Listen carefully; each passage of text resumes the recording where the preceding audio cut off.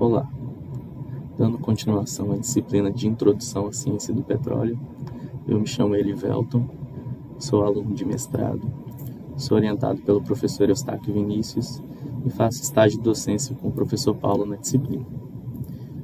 Eu estarei falando um pouquinho para vocês sobre a instrumentação aplicada à caracterização de petróleo. Como explorar o potencial do petróleo?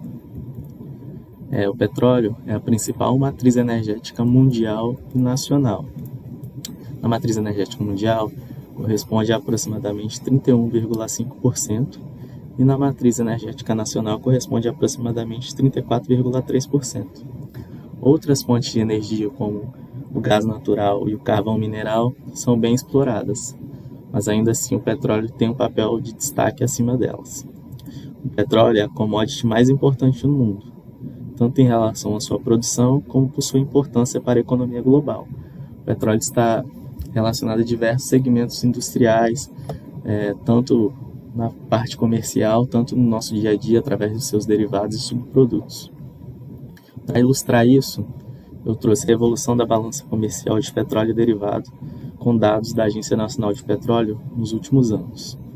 Se nós observarmos a evolução da exportação de petróleo, houve um aumento bem significativo nos últimos anos, mas ainda assim, se observarmos no gráfico, a parte cinza, onde está escrito importações de petróleo, a gente leva uma questão importante. O Brasil ainda importa muito petróleo de fora, mas a gente sempre ouve falar, o Brasil é autossuficiente na produção de petróleo, mas isso é somente na produção.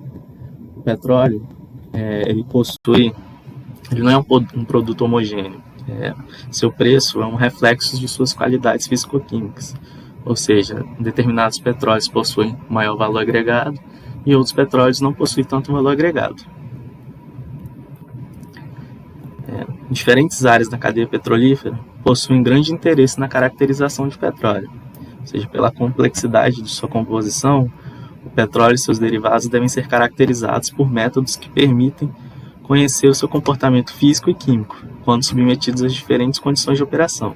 Ou seja, as áreas têm diferentes interesses na caracterização do mesmo, como a geologia, que busca identificar e caracterizar os petróleos para relacioná-los à rocha geradora e medir seu grau de evolução ao longo dos anos. Na área de extração, proporcionar um melhor desempenho na extração de subprodutos. Já no transporte, conhecer os parâmetros físicos é fundamental para evitar problemas como obstrução e solidificação. Na área de operação, equipamentos da cadeia de processamento dependem das propriedades dos fluidos processados. E no refino, a quantidade dos suscetíveis frações de destilação na composição química ou nas propriedades dessas frações. A caracterização é realizada seguindo parâmetros descritos. Os principais parâmetros giram em torno de 78. Dentre eles, os que mais se destacam são esses 26. Irei falar brevemente sobre cada um deles a seguir. O primeiro deles é a densidade. A densidade é medida num viscosímetro e densímetro digital. O esquema do lado direito demonstra o funcionamento de uma célula que mede a densidade. Ela possui um ímã permanente, um sensor vibratório, uma bobina vibratória, um tubo em V oscilante e o fluxo de amostra. A densidade é determinada por uma norma ISO 12185, onde o limite de detecção do equipamento é de 0 a 0,002. A densidade também pode ser reportada pelo valor na escala API, através da STM-D 1250. Como funciona esse ensaio? O equipamento é calibrado através de uma medida de frequência de ar e de água. 1 ml de amostra é inserido em um tubo de vidro em formato de U. O tubo é eletronicamente levado a oscilar em uma frequência própria. Então, a densidade da amostra é calculada com base na diferença na frequência da oscilação do tubo em comparação com a curva de calibração. Mas a densidade também é muito importante na escala API. O API representa uma relação entre a densidade dos líquidos derivados de petróleo. Foi criado pela American Petroleum Institute, ou seja, quanto maior for a densidade, menor será seu grau API. Quanto menor seu grau API, menor o valor de mercado desse produto. Ou seja, o API é determinado por uma relação onde 141,5 é uma constante, dividido pela densidade do petróleo, menos 131,5, que são outra constante.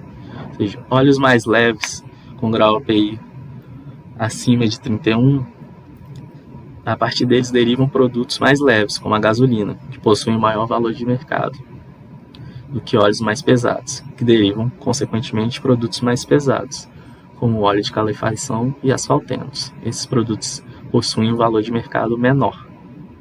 Através do API, podemos classificar o petróleo como extra pesado, pesado, mediano e leve.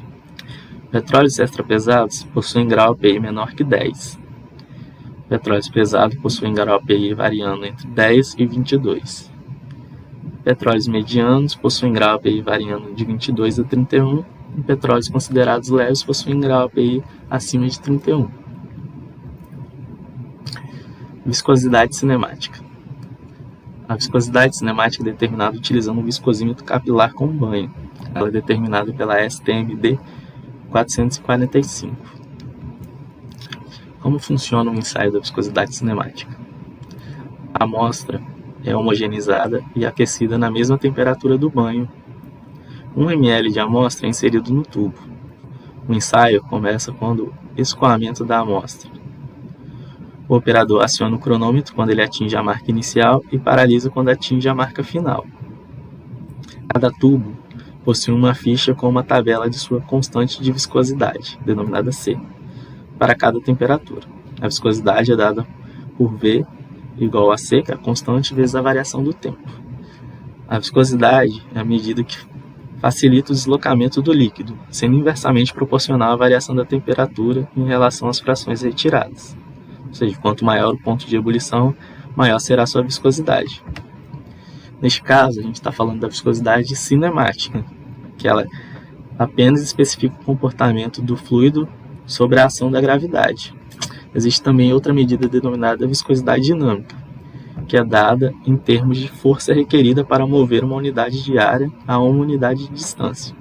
E quanto maior a viscosidade dinâmica, menor é que a velocidade que o fluido se movimenta. Ou seja, ela é uma medida extremamente importante na área de transporte. Pressão de vapor. Pressão de vapor é determinada pela STM-D 323. Neste ensaio, a amostra é resfriada a 0 graus Celsius e transferida para o frasco de teste. O frasco é invertido e chacoalhado e depois inserido no banho a 37,8 graus Celsius. A cada 2 minutos é feita a leitura do manômetro. Então repete-se o processo de retirar e chacoalhar o frasco. A pressão de vapor é atingida quando 2 leituras consecutivas apresentam o mesmo valor. A pressão de vapor é a pressão exercida por um vapor quando está em um equilíbrio termodinâmico com o líquido que lhe deu origem. Ou seja, a fase líquida e a fase vapor coexistem em equilíbrio ali. A pressão de vapor é a medida de tendência de evaporação de um líquido. Quanto maior for sua pressão de vapor, mais volátil será o líquido e menor será sua temperatura de ebulição relativamente a outros líquidos com menor pressão de vapor à mesma temperatura.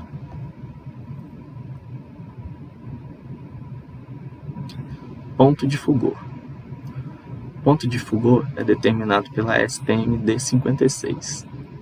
É a temperatura inicial em que há a formação de vapores inflamáveis. Porém, a combustão de amostras ainda não se sustenta neste ponto, ou seja, o ponto de Fugor sinaliza até que temperatura é seguro trabalhar. A estocagem e manuseio de amostra é de suma importância para que não haja perda dos voláteis, o que ocasionaria em resultados de pontos de Fugor mais altos. Como funciona neste ensaio? A amostra é inserida num vaso de teste e a tampa encaixada. O equipamento é aquecido com uma taxa de aquecimento de 1 grau Celsius por minuto. A cada meio grau Celsius de aquecimento da amostra, a janela da tampa é movida, revelando um pequeno orifício. A fonte de ignição com o resistor aquecido se aproxima do orifício. O ensaio se encerra quando ocorre a formação de uma chama. O equipamento registra essa temperatura como ponto de Fugor. Ou seja, o ponto de Fugor é a determinação do início da combustão de uma amostra, mas é até que ponto a combustão seja controlada, ou seja, a medida de contenção, até que temperatura segura trabalhar sem o risco de incêndio, ou seja, é de extrema importância na área de produção e extração de petróleo. Ponto de fluidez. O ponto de fluidez é determinado pela STM-D 5853. É a menor temperatura na qual uma amostra flui sob condições especificadas de temperatura. Suplementa dados sobre escoamento de fluidos. Isso tem relação direta com o início com a cristalização, mas isso eu vou falar mais à frente. Como funciona? Existem o ponto máximo e o ponto mínimo.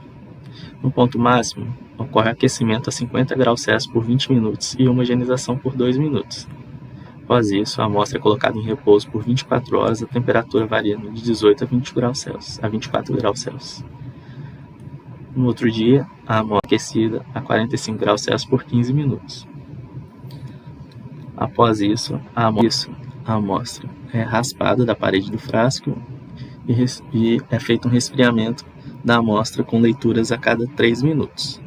No ponto mínimo, o aquecimento de 50 gramas de amostra em um vaso de pressão a 105 graus Celsius por 30 minutos. Após isso, a amostra é deixada na pressão até esfriar a temperatura ambiente por 20 minutos. Depois disso, transferida para um frasco de teste. O teste em si, nos dois casos, é o mesmo. A amostra é colocada em uma posição horizontal. Se a amostra não se mover por 5 segundos, anota-se a leitura anterior. Essa como ponto de fluidez, ou seja, é o último ponto que a amostra fluiu. Nos dois casos, a amostra é resfriada e a leitura é feita a cada 3 graus Celsius. Temperatura inicial de aparecimento de cristais, também denominada TIAC. A TIAC é determinada pela STM-D 4419. É uma propriedade importante por conta dos problemas causados pela deposição de ceras, que são as parafinas de cadeia longa, e o ponto de fluidez, por vezes, é utilizado como equivalente. Como havia falado anteriormente, o ponto de fluidez é a menor temperatura em que o fluido ainda está na sua fase líquida, ele ainda escoa.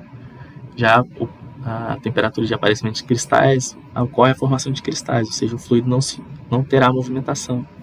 Isso pode ocasionar diversos problemas, como por exemplo, na figura do lado direito, tem um exemplo de uma obstrução de uma tubulação pelo depósito de ceras. No ensaio de TIAC, ele é feito no DSC. A amostra é aquecida até estar totalmente fundida. O registro da curva termal é feito durante o resfriamento. Os dois picos termais indicam os eventos de cristalização das ceras. Resíduo de carbono micro, determinado pela STM-D 4530.